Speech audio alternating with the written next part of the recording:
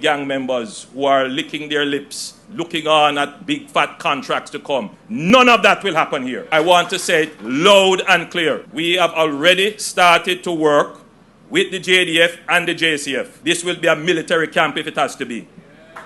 There will be no extortion here, no illegal activity here, no controlling of site here. None of this government funding spending here will go to fund criminals. That link must be cut. Taxpayers' money can't come here.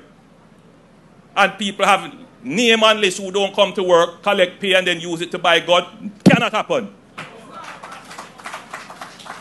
Cannot happen. This mustn't help build gangs. So those who have that in their mind, stay far from here. We have learned our lessons. We have seen where many government projects and other private projects, the criminals have sought to take it over. Don't put your eye on this one. The anti-gang legislation, we are perfecting it, and we intend to use it. So if you get work on this project, you better turn up and work. Want to be clear about that.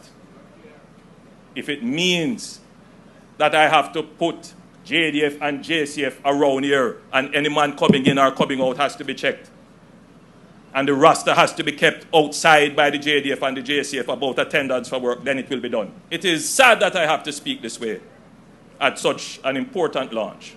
But until we put these things in the open and treat with them as it should be treated, it will always be continuing. Our generation must break the cycle. We must break the cycle.